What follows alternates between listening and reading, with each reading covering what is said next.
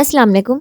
आज का हमारा टॉपिक है micro organisms as a bio control agent. आज के लेक्चर में हम देखेंगे कि हम किस तरह से माइक्रो ऑर्गेनिज्म को बायो कंट्रोल एजेंट के तौर पर यूज़ कर सकते हैं। बायो कंट्रोल एजेंट मतलब कि जैसे कि हमें पता है कि प्लांट में डिफरेंट डिजीज़ होती हैं, चाहे वो वायरल डिजीज़ हो, बैक्टीरियल डिजीज़ हो या फिर फंगल डिजीज़ हो।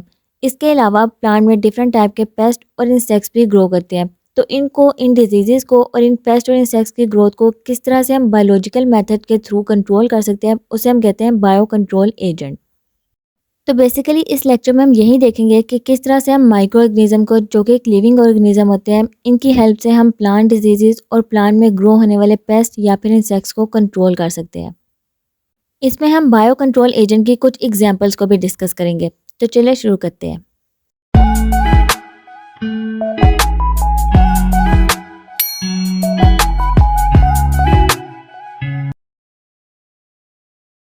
सबसे पहले हम बायो कंट्रोल की डेफिनेशन देखेंगे। तो बायो कंट्रोल मतलब कि किस तरह से हम प्लांट की डिफरेंट डिजीजेस, चाहे वो वायरल डिजीज़ है, फंगल डिजीज़ है या फिर बैक्टीरियल डिजीज़ है, इन डिजीज़ को और प्लांट में ग्रो होने वाले डिफरेंट पेस्ट या फिर इंसेक्ट्स को किस तरह से हम बायोलॉजिकल मेथड की हेल्प से कंट्रोल करते हैं, उसे हम कहते हैं बायो कंट्रोल या फिर बायोलॉजिकल कंट्रोल। बायोलॉजिकल मेथड मतलब कि माइक्रो ऑर्गेनिजम्स की हेल्प से। माइक्रो ऑर्गेनिज्म हमें पता है ये एक स्मॉल लिविंग ऑर्गेनिजम्स होते हैं। तो किस तरह से इन लिविंग ऑर्गेनिज्म की हेल्प से हम प्लांट की डिफरेंट डिजीजेस और पेस्ट या फिर इंसेक्ट्स की ग्रोथ को कंट्रोल कर सकते हैं, उसे हम कहते हैं बायो कंट्रोल। फिर इसके बाद ये एक नेचुरल मेथड है। इसकी हेल्प से हम प्लांट में इंसेक्ट्स, पेस्ट या फिर दूसरे डिजीज कॉजिंग एजेंट को उनके ही नेचुरल बायोलॉजिकल एनिमीज को यूज़ करके एलिमिनेट या फिर कंट्रोल कर सकते हैं। तो बेसिकली ये प्रोसेस नेचुरल प्रिडेशन पे डिपेंड करती है रादर देन केमिकल्स। मतलब कि इस प्रोसेस के थ्रू हम टॉक्सिक केमिकल और पेस्टिसाइड के यूज़ को रिड्यूस कर सकते हैं। क्योंकि देखें, प्लांट में जो इंसेक्ट और पेस्ट ग्रो होते हैं उनको हम इंसेक्टिसाइड, पेस्टिसाइड या फिर हर्बिसाइड वगैरह से भी कंट्रोल कर सकते हैं। लेकिन ये एक केमिकल होते हैं और ऑब्वियसली केमिकल के इफेक्ट भी होंगे, तो ये प्लांट को अफेक्ट करते हैं। इसके अलावा जो एनिमल इन प्लांट को इनटेक करते हैं वो उनको भी अफेक्ट करते हैं। इसलिए हम नेचुरल मेथड को यूज़ करते हैं प्लांट में डिफरेंट इंसेक्ट्स और पेस्ट की ग्रोथ को कंट्रोल करने के लिए, और ये हम बायो कंट्रोल मेथड के थ्रू कर सकते हैं।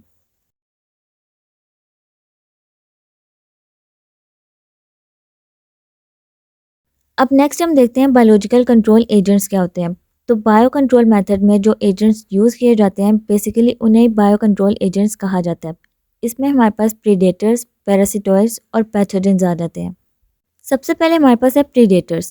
प्रीडेटर्स ऐसे ऑर्गेनिजम्स होते हैं जो डायरेक्टली टारगेट पेस्ट को कंज्यूम या फिर किल करते हैं। इसके एग्जांपल में हमारे पास आ जाते हैं लेडी बग्स। लेडी बग एक नेचुरल प्रीडेटर है जो कि एफिड्स को किल करते हैं। एफिड्स हमें पता है ये इंसेक्ट्स हैं और ये बहुत सी ट्रीज पे प्रेजेंट होते हैं, तो इनको नेचुरली किल करने के लिए लेडी बग्स को यूज़ किया जाता है।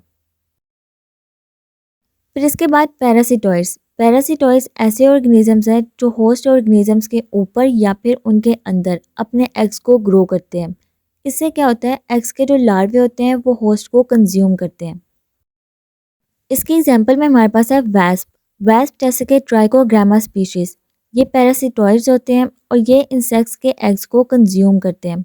इससे क्या होता है, नेचुरली प्लांट्स के ऊपर इंसेक्ट्स की पॉपुलेशन कम हो जाती है। फिर इसके बाद लास्ट में हमारे पास है पैथोजेंस। माइक्रोबियल ऑर्गेनिजम्स को एज अ पैथोजन यूज़ किया जाता है।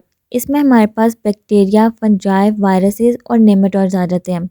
इन पैथोजेंस को किसी भी स्पेसिफिक पेस्ट को इन्फेक्ट या फिर किल करने के लिए यूज़ किया जाता है। जैसे कि बैसिलस thuringiensis, ये बैक्टीरिया होते हैं और इन्हें इंसेक्ट पेस्ट को कंट्रोल करने के लिए यूज़ किया जाता है। अब हम कुछ एग्जांपल्स देखते हैं जिसमें माइक्रो ऑर्गेनिजम्स को as a biological agent use किया जाता है। सबसे पहले एग्जांपल हमारे पास है बैसिलस thuringiensis।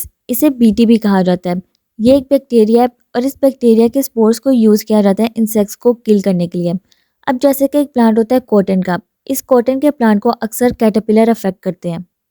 तो इस प्लांट में से कैटरपिलर की ग्रोथ को कंट्रोल करने के लिए ज़्यादातर बैसिलस thuringiensis को यूज़ किया जाता है, जो कि एक बैक्टीरिया होते हैं और इन बैक्टीरिया के स्पोर्स को यूज़ किया जाता है कैटरपिलर की ग्रोथ को कंट्रोल करने के लिए। अब इस प्रोसेस में क्या होता है, वाटर के कंटेनर में बैक्टीरिया के स्पोर्स को मिक्स किया जाता है। ये स्पोर्स ड्राइड फॉर्म में इजीली मार्केट में अवेलेबल होते हैं, तो इन स्पोर्स को वाटर के साथ मिक्स किया जाता है, फिर इसको स्प्रे बॉटल में डाल दिया जाता है। फिर इसके बाद इसको पूरी फील्ड में स्प्रे कर दिया जाता है। अब इससे क्या होता है, जब कैटरपिलर प्लांट को खाते हैं तो वो प्लांट के साथ साथ बैक्टीरिया के स्पोर्स को भी इनटेक करते हैं और इस तरह से बैक्टीरिया के स्पोर्स कैटरपिलर के इंटेस्टाइन में चले जाते हैं। अब ये बैक्टीरिया के स्पोर्स मतलब कि बैक्टीरिया के जो एग है वो कैटरपिलर के इंटेस्टाइन में एक बैक्टीरिया की फॉर्मेशन करते हैं। ये बैक्टीरिया वहाँ पे एक प्रोटीन को सेक्रीट करते हैं जिसका नाम है क्राई प्रोटीन। इस क्राई प्रोटीन के थ्रू बैक्टीरिया कैटरपिलर के गट को ट्रैप कर लेता है, जिससे कैटरपिलर को भूख नहीं लगती और उसके स्टार्वेशन के थ्रू डेथ हो जाती है। अब जैसे यहाँ पे भी हम देख लेते हैं कि बैसिलस सेरेंजेनेसिस को कैटरपिलर को कंट्रोल करने के लिए यूज़ किया जाता है। ये बटरफ्लाई की एक फॉर्म होती है। इसमें क्या होता है कि बैसिलस सेरेंजेनेसिस के जो स्पोर्स होते हैं वो ड्राइड फॉर्म में मार्केट में इजीली अवेलेबल होते हैं। तो इन ड्राई स्पोर्स को वाटर के साथ मिक्स किया जाता है और इस वाटर को वर्नेबल प्लांट मतलब कि जो प्लांट अफेक्टेड होता है जैसे कि ब्रासिका या फिर फ्रूट ट्रीज, उनके ऊपर स्प्रे कर दिया जाता है। अब इससे क्या होता है, जब कैटरपिलर प्लांट को खाता है तो वो प्लांट के साथ साथ स्पोर्स को भी इनटेक कर लेता है, जिससे जो बैक्टीरिया के स्पोर्स होते हैं वो कैटरपिलर के इंटेस्टाइन में चले जाते हैं। फिर ये बैक्टीरिया के स्पोर्स वहाँ पे एक बैक्टीरिया की फॉर्मेशन करते हैं। वो बैक्टीरिया फिर एक प्रोटीन को सेक्रीट करते हैं जिसका नाम है क्राई प्रोटीन। इस क्राई प्रोटीन के थ्रू कैटरपिलर का जो गट है वो ट्रैप हो जाता है, जिससे कैटरपिलर को भूख नहीं लगती और उनकी स्टार्वेशन के थ्रू डेथ हो जाती है। अब नेक्स्ट एग्जांपल हमारे पास है ट्राइकोडर्मा स्पीशीज़। ये फ्री लिविंग फंजाई है और ये रूट के इकोसिस्टम में प्रेजेंट होते हैं। रूट के इकोसिस्टम को राइजोस्फीयर कहा जाता है। ये जो फंजाई होते हैं ये रूट के इकोसिस्टम में किसी भी माइक्रो ऑर्गेनिजम्स को ग्रो होने से रोकते हैं। मतलब रूट्स के आसपास कोई भी माइक्रो ऑर्गेनिजम्स इसकी वजह से ग्रो नहीं हो सकते, जिससे क्या होता है प्लांट के जो रूट्स होते हैं वहाँ पे कोई भी माइक्रोबियल डिजीज़ ग्रो नहीं होती।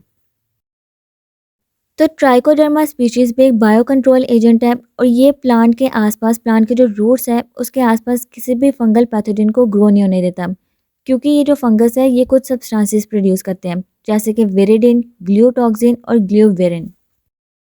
ये सब्सटेंसेस प्लांट के रूट्स पे सोइल बॉर्न पैथोजन को अटैक करने से इनहेबिट करते हैं, जो कि वहाँ पे रूट डिजीज़ कॉज कर सकते हैं। तो ट्राइकोडर्मा स्पीशीज़ के थ्रू हम प्लांट के रूट्स को किसी भी पैथोजेनिक डिजीज़ से प्रोटेक्ट कर सकते हैं।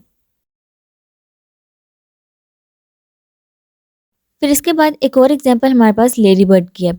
लेडी बर्ड को एफिड्स को कंट्रोल करने के लिए यूज़ किया जाता है। एफिड्स हमें पता है ये बहुत सी ट्रीज़ पे प्रेजेंट होते हैं और ये ट्रीज़ को ख़राब भी करते हैं, तो इसको नेचुरली हम लेडी बर्ड की हेल्प से कंट्रोल कर सकते हैं।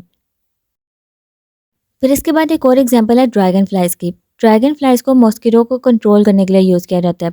ड्रैगन फ्लाई एक बायोलॉजिकल ऑर्गेनिज्म है और इसमें हम बायोलॉजिकल मेथड के थ्रू मॉस्किटो की ग्रोथ को कंट्रोल कर सकते हैं। इसमें हमें किसी भी किस्म के केमिकल स्प्रे की ज़रूरत नहीं पड़ेगी। फिर इसके बाद लास्ट पे हमारे पास एक और एग्जांपल है बैक्लोवायरसेस। ये पैथोजन इंसेक्ट्स और ऑर्थोपोड्स को अफेक्ट करते हैं। बैक्लोवायरसेस को बायो कंट्रोल एजेंट के तौर पर यूज़ किया जाता है और इनके जीनस होते हैं न्यूक्लियोपॉलीहेड्रोवायरस, जिसे एनपीवी भी कहा जाता है। ये पैथोजन स्पीशीज स्पेसिफिक होते हैं, मतलब जिस ग्रुप ऑफ ऑर्गेनिज्म को या ग्रुप ऑफ इंसेक्ट्स को अफेक्ट करना चाहते हैं ये सिर्फ उन्हें ही अफेक्ट करेंगे। इसका किसी भी प्लांट, एनिमल, बर्ड, फिशेज या किसी भी ऑर्गेनिज्म पे कोई नेगेटिव इम्पैक्ट नहीं होता। सिर्फ जिस ऑर्गेनिज्म को अफेक्ट करना है ये पैथोजन सिर्फ उन्हें ही अफेक्ट करेंगे, इसके अलावा इनका किसी पे भी नेगेटिव इम्पैक्ट नहीं होगा। तो ये था हमारा आज का टॉपिक। होपफुली आपको आज के लेक्चर की समझ आ गई होगी। बायोलॉजिकल कंट्रोल से रिलेटेड अगर आपको कोई भी क्वेश्चन पूछना है तो आप मुझे कमेंट बॉक्स में पूछ सकते हैं। इसके अलावा अगर कोई और टॉपिक आप समझना चाहते हैं तो वो भी आप मुझे बता दें। किसी टॉपिक के नोट्स अगर आपको चाहिए तो वो भी मैं आपको प्रोवाइड कर दूँगी। मेरे चैनल को सब्सक्राइब कर दें। अपना ख्याल रखिएगा। Take care. अल्लाह हाफिज़।